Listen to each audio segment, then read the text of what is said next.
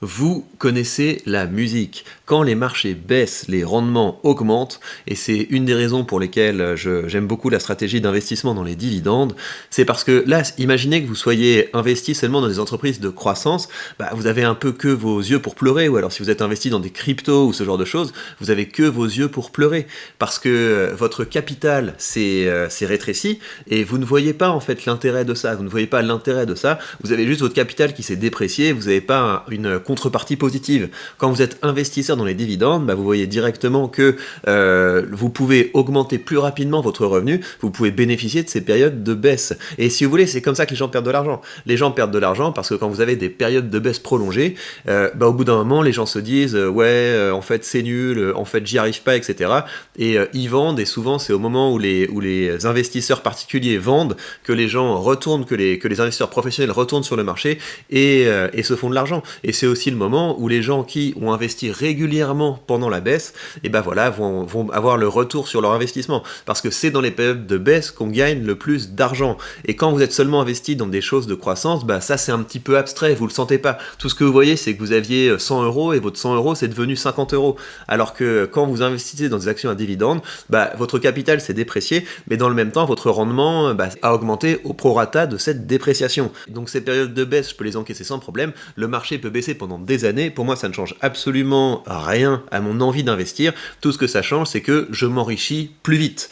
Alors, on va regarder un petit peu les dividendes que j'ai reçus en septembre. Septembre, c'est un assez bon mois en dividendes. Mais d'abord, avant qu'on aille plus loin, je vous invite à signifier que vous aimez ce genre de contenu. Je vous invite à le porter pour aider un maximum de gens à ne pas perdre d'argent pendant les marchés baissiers. Contribuer à façonner un écosystème qui favorise la richesse, la créativité, l'émancipation, et donc j'attends votre like et je vous en remercie.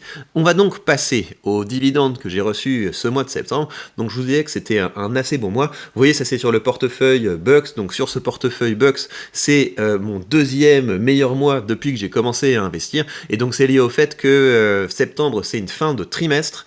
Et c'est donc dans ces moments-là que les ETF versent leurs dividendes. Donc on va regarder tout ça. Alors, en septembre, j'ai reçu des dividendes de Archer Daniels Midland, de Emerson Electric, Microsoft qui commence à verser quand même pas mal, mon ETF de Vanek qui investit à l'échelle mondiale dans les dividendes, mon ETF de Vanek qui investit dans les entreprises développement durable, Stag Industrial, Realty Income, Main Street Capital, Stag Industrial, Realty Income, Main Street Capital, Home Depot, SMT Microelectronics, BlackRock, Wealth Management, encore une fois Main Street Capital. Main Street Capital, c'est une entreprise qui parfois verse des dividendes exceptionnels sous forme de remboursement de capital qui ne sont donc pas imposés. Il n'y a pas de précompte là-dessus, donc c'est très intéressant.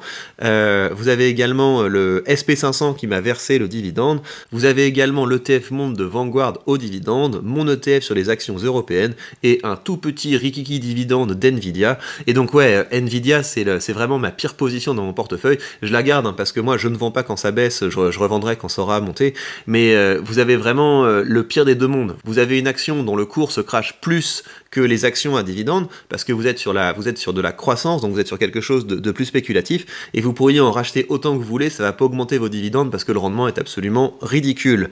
Voilà, donc je pense que j'ai mis quelques actions de croissance dans ce portefeuille parce que c'est assez marrant, mais plus ça va, plus je me dis que seules les actions à dividendes ont de l'intérêt pour les investisseurs, parce qu'au moins c'est concret. Donc vous voyez que les dividendes que j'ai reçus sur ces deux ETF sont moins importants que ceux que j'ai reçus au trimestre précédent, et donc ça c'est normal, c'est parce que le meilleur mois pour les ETF monde et Europe c'est le deuxième trimestre en fait, c'est le deuxième trimestre qui est le meilleur, parce que vous savez que les actions françaises ont cette particularité de verser souvent leurs dividendes seulement une fois par an et tout au même moment au printemps, donc c'est pour ça que j'aime moins les actions françaises que les actions américaines, mais des fois il y a quand même des actions françaises qui sont intéressantes, donc c'est pour ça que le mois de septembre est un petit peu moins intéressant que le mois de juin. Voilà, donc vous voyez que comme je vous le disais, le mois de septembre est le deuxième meilleur mois depuis que j'ai commencé à investir, et on va regarder maintenant si je compile tous les dividendes que j'ai reçus, donc si je prends en compte également mon autre portefeuille, on a le deuxième mois de l'histoire depuis que j'ai commencé à investir,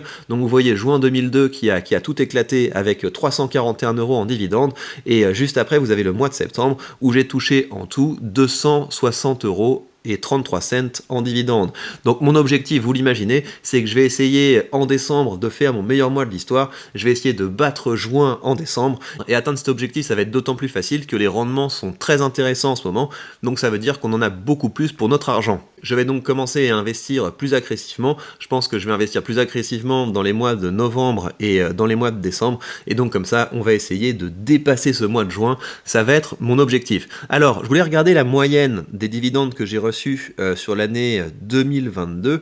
Donc en moyenne, en 2022, j'ai reçu 173 euros par mois. Et donc l'idée, ce serait qu'on arrive à dépasser les 200 euros par mois assez rapidement. De toute façon, je vous tiens au courant de tout ça. Il n'y a pas de secret. Il suffit d'investir régulièrement dans de belles actions à dividendes et plus les marchés baissent, plus on peut augmenter nos rendements. Donc c'est une période très intéressante en ce moment pour les investisseurs à dividendes.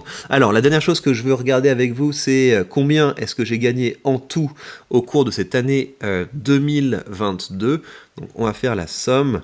J'ai gagné 160 563 euros en dividendes. Ça devient intéressant, hein. Investir 1500 euros par an. Je commence à avoir une vraie aide de mon portefeuille. Et ce que j'aime bien, c'est regarder la croissance annuelle. Donc là, il reste encore un trimestre. Donc ça veut dire qu'on a une belle croissance. On a une belle croissance et une croissance qui va avoir tendance à s'accélérer et qui va s'accélérer d'autant plus en ce moment qu'encore une fois, les marchés baissent. Et pour les investisseurs à dividendes, c'est vraiment les meilleurs moments.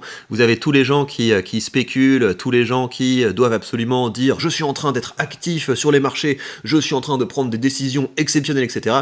Ces gens perdent de l'argent et pendant ce temps-là, les investisseurs de long terme, ceux qui ont les stratégies les plus pépères, s'en mettent plein les poches et sans trop se prendre le chou. Voilà, donc je trouve que c'est très important de temps en temps de regarder le chemin parcouru. J'ai commencé en mars 2020 avec un dividende de 13 centimes. D'ailleurs, c'était le SP500 qui m'avait versé ce premier dividende. Et puis après, ça n'a fait que monter. On a dépassé l'année suivante la barre des 100 euros. Là, on est souvent au-dessus de 200 euros. Et c'est comme ça qu'on commence à avoir de l'argent qui arrive gratuitement sur le compte. Enfin, c'est pas gratuitement, mais en tout cas sans qu'on ait à travailler, sans qu'on ait à bouger le petit doigt. Cet argent, on le réinvestit, ça nous permet d'acheter toujours plus d'actions qui travaillent pour nous, et c'est comme ça qu'on peut créer une vraie richesse, et une richesse générationnelle évidemment, parce que moi, mes enfants, je vais leur apprendre à investir, je vais leur transmettre le portefeuille, et ça leur permettra d'avoir également ces revenus qui s'additionnent aux leurs, mais je vais évidemment les former pour qu'ils gagnent beaucoup d'argent par eux-mêmes aussi, et c'est comme ça qu'on va créer une véritable dynastie, et ça aussi, c'est quelque chose que je vous souhaite. Mais évidemment, le chemin de la richesse, ça commence par faire de bons choix. Commencez par augmenter vos connaissances et vos compétences, commencez par mieux monétiser votre savoir, commencez par mieux monétiser votre expertise, augmentez vos revenus par tous les moyens possibles et investissez tout ce que vous pouvez. Tout l'argent que vous êtes capable de mettre de côté et d'investir, c'est de l'argent qui travaillera pour vous. Et si ça vous dit de commencer à investir, vous savez que vous avez sous cette vidéo le lien vers le courtier que j'utilise. En suivant ce lien, vous bénéficiez d'une action gratuite dès que vous créditez votre compte. Prenez bien soin de vous et à très vite pour de prochaines news.